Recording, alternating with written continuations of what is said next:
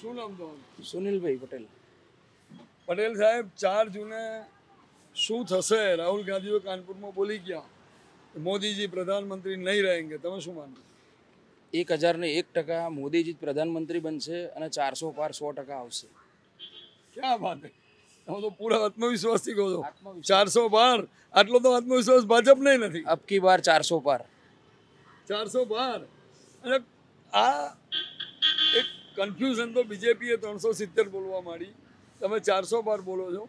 તો આરએસએસ જે કહેતું હતું કે આપણે હવે બદલવા જોઈએ, ભાજપના મુખિયા, બીજો કોઈ ચહેરો વાપરવો જોઈએ, તો આ ચૂંટણીઓ મોદી સાહેબના ચહેરા પર જીતાશે, કમળના ચિહ્ન પર જીતાશે, કે પછી ભારતીય જનતા પાર્ટીના તમામ ઉમેદવારોએ જે ભાષણો કર્યા એને સાંભળીને જીતાશે?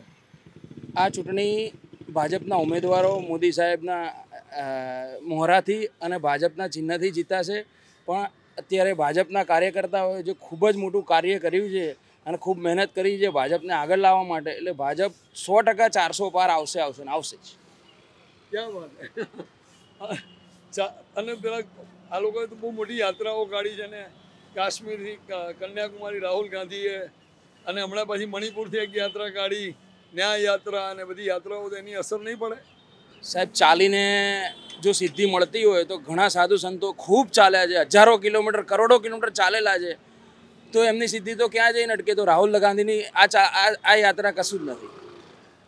પણ એ તો લોકોને એ કહે છે અમે મેનિફેસ્ટો જ એનાથી બનાવ્યો છે કે અમને રસ્તામાં લોકોએ જે કહ્યું એના આધારે દેશની ચાહ પ્રમાણે એમનો ચૂંટણી ઢંઢેરો બનેલો છે.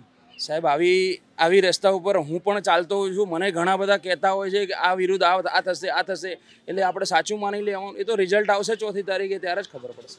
એ તો કહે છે બંધારણ બચાવો, દેશ બચાવો. બંધારણ બચાવવાનું હવે એ તો કહું છું ખરી, 4મી તારીખે બંધારણ બચશે કે નહીં બચે એમને ખબર પડશે, રાહુલ ગાંધીને ખબર પડશે. અને ઇન્ડિયા ગઠબંધન કરવું પડ્યું ક્યારે? તો તમારી કોંગ્રેસ એકલી હતી, તો એકલા હાથે કેમ ના લડ્યા? તો ઇન્ડિયા ગઠબંધન કરવું પડ્યું તમારે. ઇન્ડિયા ગઠબંધન એટલે કે આ લોકો બધા સ્ટેટમાં ભાજપ સરકાર પલટાઈ દેતા હતા, ખરીદી લેતા હતા, ખરીદ પરોસથી ત્યાં ગોહત્તી લઈ જાય, હોટલમાં રાખે, અને પછી સરકાર પલટાઈ જાય, ચિહ્ન પાર્ટીનું પડાઈ લે.